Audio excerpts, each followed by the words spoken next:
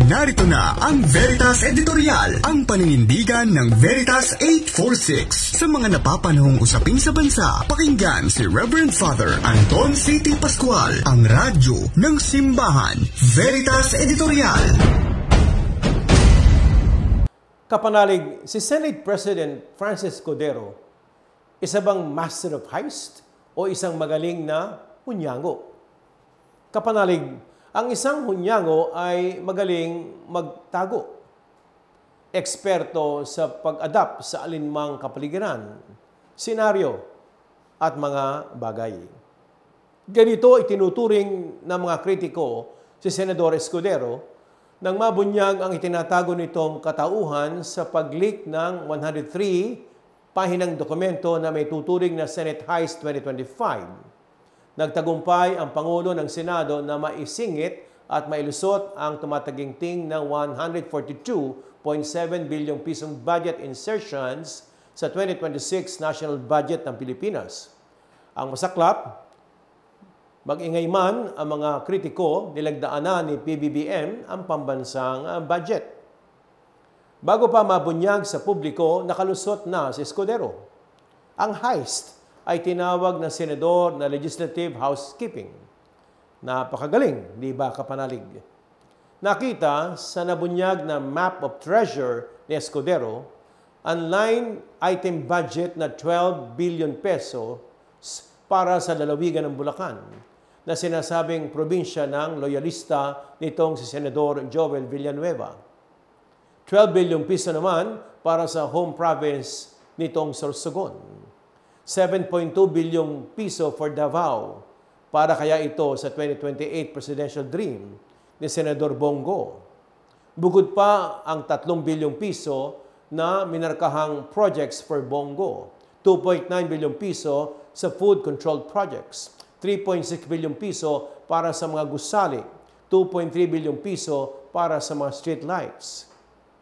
Meron bang kalsada sa Pilipinas na nawawala at muling lilitaw? O kaya gold-plated bulbs ang gagamitin dito? Kapanalig, gagastos si Escudero ng 0.4 bilyong piso sa mga itatayong multipurpose halls sa Sorsogon. Lahat ng ito ay walang actual cost estimates. Copy-paste lahat. Halos magkakapareho. Gasgas na katwiran ang depensa. Nothing illegal sa sistemang politika ng Pilipinas. Ang ethics at moralidad ay pangdekorasyon lamang. Lantara na ang kawalangyaan, di po ba? Lantad na lantad sa Senado ang kabulastugan. Pero dahil sa kickbacks, tameme ang lahat. Ika nga everybody happy. Sana matustusan po ng 142.7 bilyong pisong budget ang 4 na taong libreng edukasyon sa kolehiyo ng 1.4 milyong estudyante, maging 10 milyong PhilHealth premiums na mga mahihirap na Pilipino. Sa halip, ginagamit ito ni Escudero para ponduhan ang political dynasties. Kapanalig, isang betrayal at pagtraidor sa demokrasya. Kapanalig, isang betrayal at pagtraidor sa demokrasya ang ginawang monetization ni Escudero ng impeachment votes. Pagnanakaw din sa pondong pagkapatayo ng mga silid-aralan, hospital beds, at flood barriers na makakaligtas sana sa isang pamayanan mula sa kalamidad. Kaya kapanalig, ang isang unyango ay magaling magbalat kayo.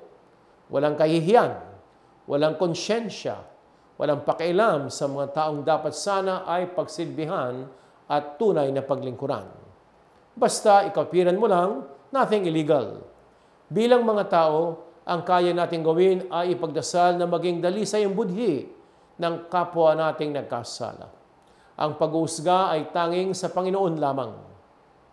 Alalahanin natin kapanalig ang ikalawang sulat ng San Pablo sa Corinto 5:10 na sinasabing, "For we must all appear before the judgment seat of Christ, so that each one may receive what is due for what he has done in the body, whether good or evil."